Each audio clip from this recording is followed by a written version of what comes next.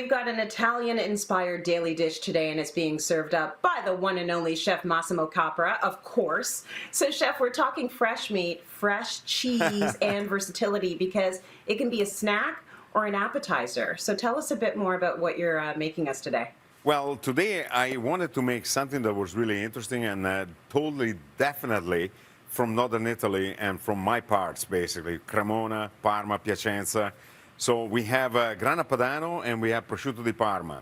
And we're going to marry them together on top of a little bit of grilled polenta. Are you familiar with grilled polenta?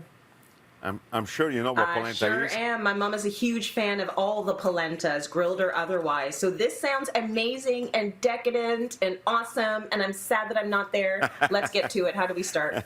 Well, okay, first of all, we have to make polenta. Now, you can buy polenta already pre-made, and you can find it in round packages or even square blocks in your grocery store, anywhere.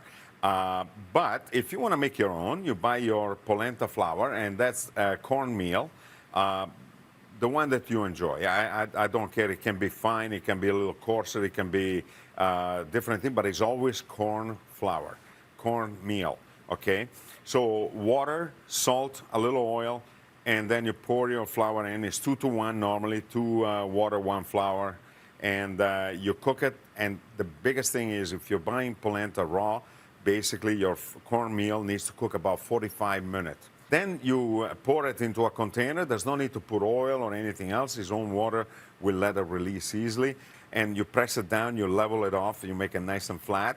And then when it's cold, preferably the day after, you slice it in thick slices like these. Okay? That's as simple as that. Yeah. Okay? Then you preheat your grill or your barbecue if you like. Or you can do it in a frying pan with just a little bit of oil and a non-stick frying pan, and you just put them down. Then, what do we have to do for this recipe? Because this is our base, this is our bread. This is taking, well, it's taking away the bread portion of the recipe. So we have 35% cream. We added a little salt and a little pepper. We are simmering it and making it hot and boiling for a few minutes until it gets a little creamy. Okay, once that is reduced down a little bit, you know, like you make your Alfredo sauce, your American-style Alfredo, that's exactly what you do. You just boil down the cream, okay? And then we put it in a beaker, just like so. Yeah, that's enough. We're not going to waste too much. We put our grana padano, and our grana padano has been grated super fine, okay? Now, we wait a second or two to just bring the temperature down. Okay, you don't want to put it in there, and you never want to boil anything that has grana padano in it, or any other cheese for that matter, because otherwise it will get all curdled. Okay, it will be all like very sandy tasting, and it's not good. So you need to bring the temperature down a little bit. So move it about, takes about a second anyway, and then you pour copious amount of grana padano, and with your stick blender or immersion blender, because that's what I'm doing, I'm immersing it, you just make a beautiful, beautiful cream.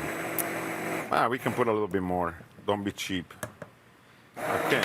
The more you use, the better it tastes anyway. There you go. Done. We can get rid of this. Okay. Our polenta, I have some already prepared over here, and I'm going to use my hand to pick it up, and I'm going to put it right here. Okay. This is super, super simple. You put a couple of pieces like that. If you want, and actually for this recipe is actually very good. A little bit of olive puree.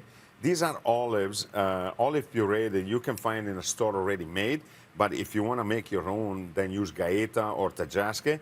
Put a little bit on it, spread it about, just like that. So you're making a little bruschetta of polenta, or a crostino di polenta. Okay, now we have our prosciutto, super finely sliced, and please, when you buy prosciutto di Parma, make sure it has this marking over here. This is a crown with Parma written on it. That's super important because the prosciutto is not salty. The first taste when you bite into it shouldn't be salt. It should be actually a beautiful sweetness of the meat, which is being cured with just 3 things: salt, air, and thyme.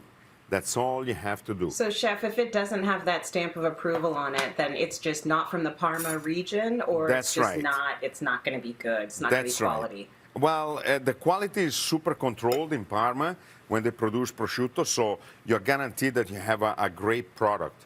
Now, you have this beautiful Got cream it. over here. We just put it around it a little bit. And that's all you have to do. Now, you take it to your table and you enjoy it.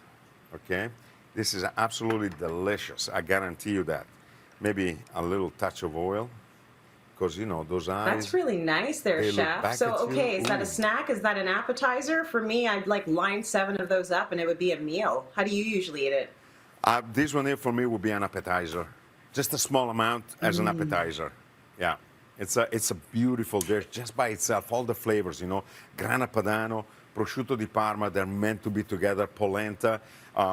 You could have a piece of bread and butter and then put prosciutto on it and it'd be home as well. You know what I mean? It's like, so good.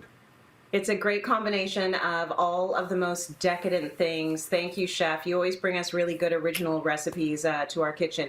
Find that recipe up on cityline.tv, and Massimo is going to come back later with a potato montasio rosti.